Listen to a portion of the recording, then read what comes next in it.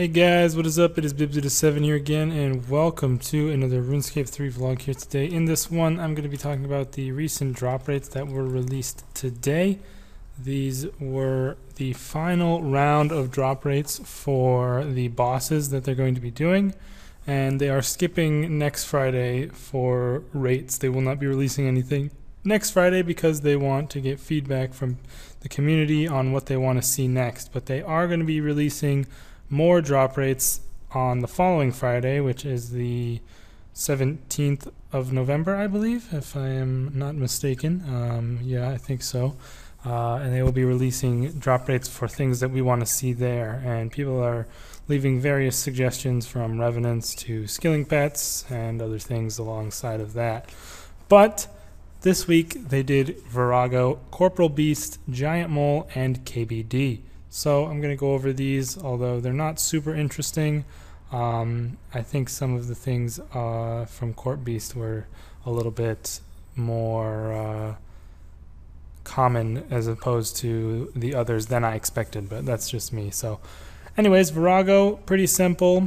5 players are eligible to receive a drop. Vorago drops 5 drops, 1 for each phase. If you have done Vorago, then you probably know that. And I think it drops, does it still drop 5 drops in hard mode, or does it drop 10 drops? I don't even know, but they don't say that, so I'm assuming it still drops 5. But yeah, for each person who gets loot, it is a 4 out of 5 chance that you get 2 tectonic energies. So that's pretty good. The chance of everyone getting getting 2 tectonic energies should be something like that, I think. So about a third of the time you'll end up with with 10 tectonic energies in 1 kill, which is pretty decent. That's like 10 mil, I think. I think they're like 1 mil each, if I'm not mistaken. I'm gonna actually blur that out because I should not have opened my GE there, or I'll cut it out, whatever, because that's spoilers for the video I'm gonna be making this weekend. But yeah, 4/5 chance to obtain 2 tectonic energies, and then the drop rate of Seismic Wand or Singularity is 1 out of 200 in normal mode, which it equates to obviously 5. That you get that chance 5 times, assumedly, and that ends up being about a 2.5% chance, or you know, pretty low, but actually not as low as I actually probably would have thought. So that is that, and then it is double in hard mode, so 5% chance in hard mode. And I'm assuming once you hit that, it's a 50-50 for the wand or the singularity. But that's Vorago, pretty basic. But you know, the tectonic energies thing is actually kind of interesting, I would say. Corp Beast is something that has been out for a while, but it's actually got a different drop rate than I thought. First of all, the chance for a sigil, just to get on the table, is 1 out of 512, so pretty rare. And then the chance for a holy elixir is 3 out of 512, and a spirit shield is 8 out of 512. So those are just the basic numbers. But if you roll on the sigil drop table, it is a 1 out of 5 for a divine, Elysian, or arcane.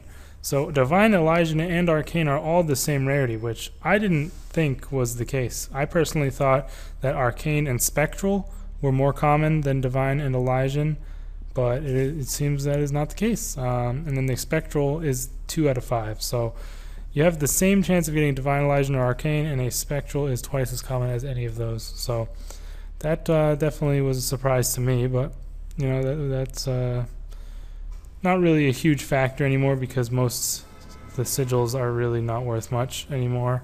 But back in the day, I mean, I always thought that the Divine was the most rare, or it was at least just only as common as Elysian, and then the Arcane and Spectral were more common than those two, but turns out that's not the case.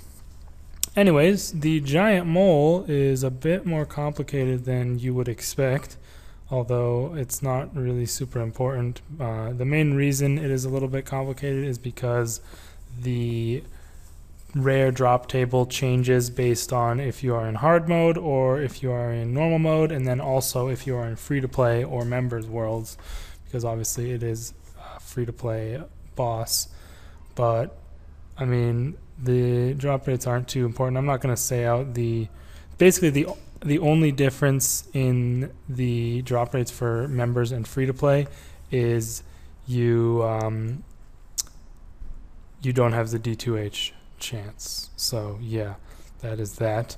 But the normal table for members, obviously you have a 1 out of 52 chance for a D2H, so that's not too bad. And oh yeah, it is a 1 out of 10 chance to roll onto this table, which I forgot to mention. So you're going to be seeing these drops pretty often here. And then you have a much better, like the thing you're going to get the most are those numbing roots. And then in hard mode, the ultra growth potion becomes the most common, and that is only available in hard mode. And then the D2H also gets an extra point towards its drop chance. I actually only need the D2H and the clinging mole for my mole collection, so I'll probably try and get that pretty soon in my collection series. And lastly, we have the KBD here, which is pretty uninteresting. I'm pretty sure everyone knew about the bad luck protection or whatever, but the last Rider's book is 1 out of 1K, but every kill you do reduces that chance by 1, meaning at 1K kills, you will have a 100% drop chance of that. And then it is a 1 out of 128 chance for a KBD head. I don't know why they have this. 10 out of 1,280. I mean, just cut off the zeros. 1 out of 128 chance for the KBD head. A 1 out of 500 chance to roll the unique table where the ornament kits and boots and gloves are, and they're all equal chance. So that's like a 1 out of 4 for each, I believe.